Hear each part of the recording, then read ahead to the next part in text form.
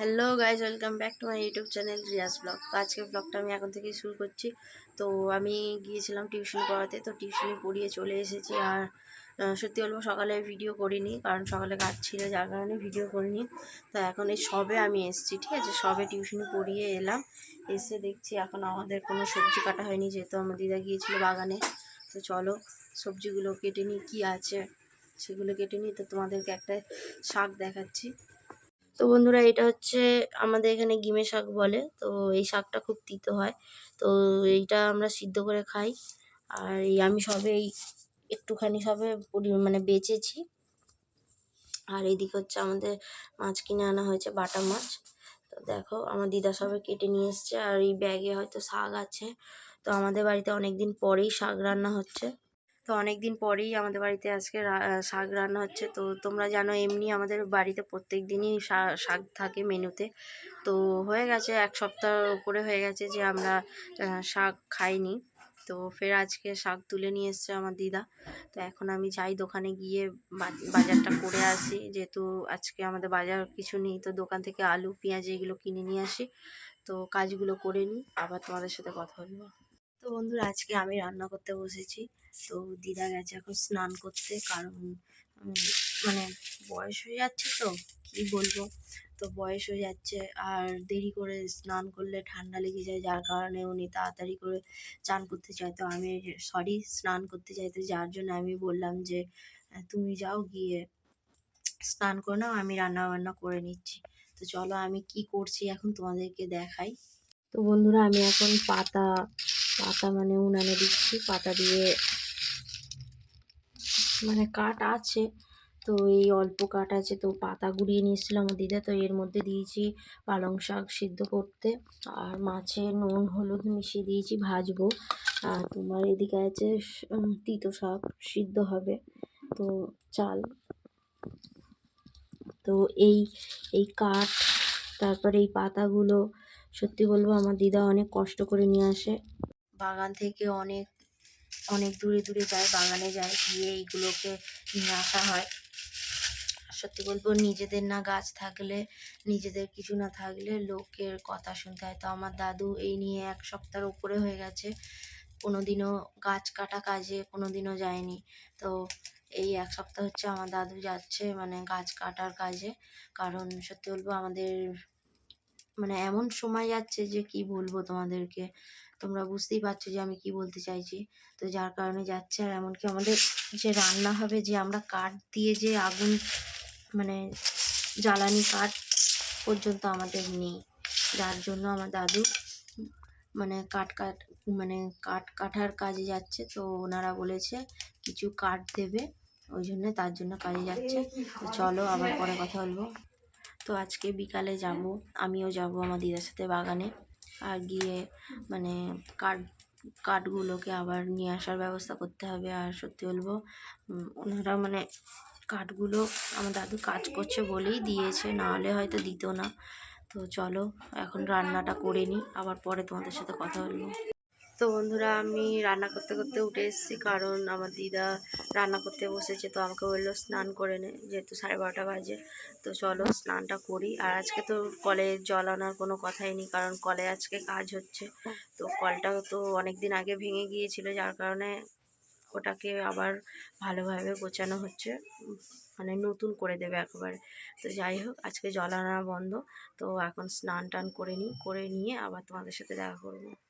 তো বন্ধুরা, এখন বাজে 4টে।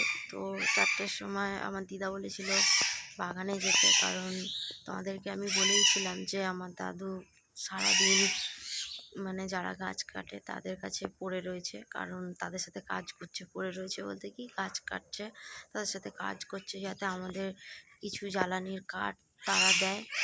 তো সেই জন্য গেছে ওরা, মানে আমার দিদা দাদু দুজনেই।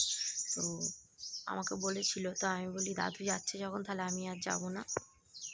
কারণ কী বলো তো, বাগানে খুব একটা আমার যেতে ভালো লাগে না, কারণ জঙ্গল টাইপের থাকে। আর সব থেকে আমার ওখানে মানে কি বলবো, না গিয়ে গিয়ে মানে ভালো লাগে না। এমনি বাগানে গেলাম, সবজি চাষ করা রয়েছে, ওইগুলো ঠিক আছে, কিন্তু এমনি ওই সবের জন্য ভালো লাগে না। আর সত্যি বলতে বন্ধুরা, দাদু সারাদিন ওখানে পড়ে থাকে, সেই সকাল 6টা থেকে তোমার 2:30টার সময় এসেছিলো, দুপুরবেলা 2:30টার সময় এসেছিলো শুধু ভাত খেতে। আবার ভাত খাওয়া হয়ে যেতে সঙ্গে সঙ্গে আবার বেরিয়ে গেছে তাদের সাথে কাজ করবে বলে। তো যখন আমরা জিজ্ঞাসা করি দাদুকে যে এত ওখানে থাকার কি দরকার আছে, তো বলে না গেলে তাহলে জ্বালানির কাঠ কী করে আসবে, যেহেতু গ্যাসের দাম এখন অনেক হয়ে গেছে, যার কারণে আমার দাদু তো সবসময় কাজে যায় না। তো আমার দাদু এমনি কোনো অনুষ্ঠান বাড়িতে রান্নার কাজ করে, তো সব সময় তো অনুষ্ঠান থাকে না, যার কারণে কাজে যেতে পারে না। তো ওই জন্য, আর তাছাড়া সংসারের এমনই হাল হয়ে গেছে যে না কোনো কাজ করলে চলবে না, সেই জন্য দাদু কাঠের জন্য যাচ্ছে, যাতে জ্বালানির কাঠগুলো কিনতে না হয়। আর গ্যাস আমাদের নেই নয়, আছে। তো গ্যাস আমাদের আছে, নেই বলবো না, আছে, কারণ ওই গ্যাসটা আমরা রাতে রুটি করি। তো আমার দিদা বলে যে গ্যাসটা এই জন্যে রেখে দিয়েছি, যখন আমাদের জ্বালানি কাঠ শেষ হয়ে যাবে তখন গ্যাসেতে রান্না করলে তাও চলে যাবে। মানে আমার দিদা বাঁচাতে জানে, ঠিক আছে, বাঁচিয়ে বাঁচিয়ে রাখে। তো কিছুদিন আগে যখন আমাদের গ্যাস শেষ হয়ে গিয়েছিল বর্ষার সময়, তো তখন আমাদের উনানে জল উঠে গিয়েছিল। তো সেই সময় আমাদের 4 দিন বাড়িতে রান্না হয়নি। তো আমাদের কেউ কেউ বলতে কি, মানে বাড়ির আশেপাশে মানে আশেপাশে বলতে কি, যেমন নিজস্ব আত্মীয়দের মধ্যেও যদি বলি, তো তারা পর্যন্ত আমাদেরকে মানে খাওয়ার জন্য কোনো দিনও বলেনি। তো সেই সময় দাদু গিয়েছিল পুরীতে, ওখানে রান্নার জন্য গিয়েছিল।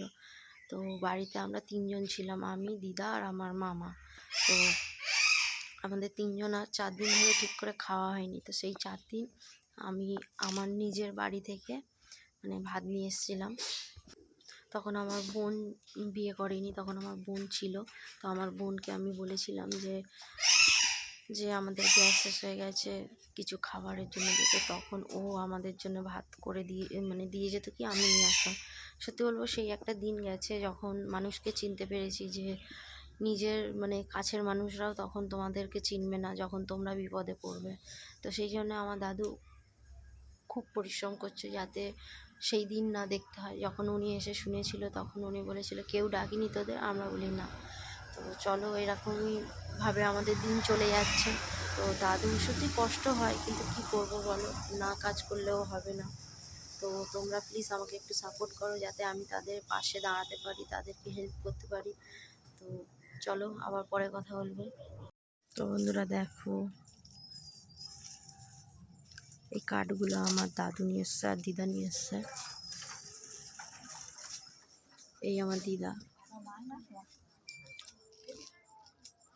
কলা পাতাগুলোকে গুছাচ্ছে ভালোভাবে। দেখো বন্ধুরা, কত কষ্ট করে এইগুলোকে মাথায় করে বয়ে নিয়ে এসেছে আমার দিদা। দেখো,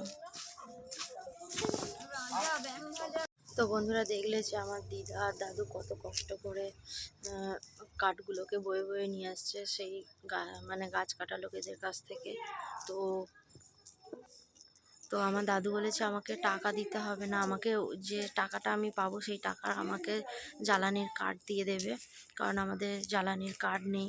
আর সত্যি বলবো, যার কারণে কিছুদিন ধরে আমাদের মধ্যে অনেক রকমের সমস্যা চলতে রয়েছে এইভাবেই। তো চলো, আবার পরে তোমাদের সাথে কথা বলবো। তো দেখো বন্ধুরা, আমি আর রুদ্র এখন ঘুরতে বেরিয়েছি। তো এত হাইটের শট যে আমাকে উঁচু করে ক্যামেরা ধরতে হচ্ছে। তো দেখো, হাই করো রুদ্র। হাই বলেছে, সবে ঘুম থেকে উঠেছে, যার কারণে মুডটা একটু অফ আছে। তো ওকে একটু ঘুরিয়ে আনি, তারপর আবার তোমাদের সাথে পরে কথা বলবো। তোমরা তো দেখেই বুঝতে পারছো যে আমি উপরে চলে এসেছি, ছাদে চলে এসেছি। তো এখন বাজে তোমার 10টা। আজকে তাড়াতাড়ি চলে এসেছি, কারণ আজকে প্রচণ্ড ঠান্ডা পড়েছে বাইরে, মানে কি বলবো, মানে পা হাত অসাড় হয়ে যাচ্ছে এরকম ঠান্ডা। তো যাই হোক, তো আর তো ভিডিওটা আমি কন্টিনিউ করিনি। তো ভিডিওটা আমি এখানেই এন্ড করে দিচ্ছি বন্ধুরা। যদি তোমাদের ভালো লেগে থাকে তো লাইক কমেন্ট শেয়ার করে দিও। আর কেউ যদি আমার চ্যানেলে নতুন এসে থাকো তাহলে আমার চ্যানেলটিকে সাবস্ক্রাইব করে দিও। তো আজকের জন্য এই ভিডিওটা এখানেই স্টপ করে দিচ্ছি। দেখা হচ্ছে তোমাদের সাথে নেক্সট ব্লগে। আজকের জন্য টাটা, গুড নাইট, সবাই খুব ভালো থেকো।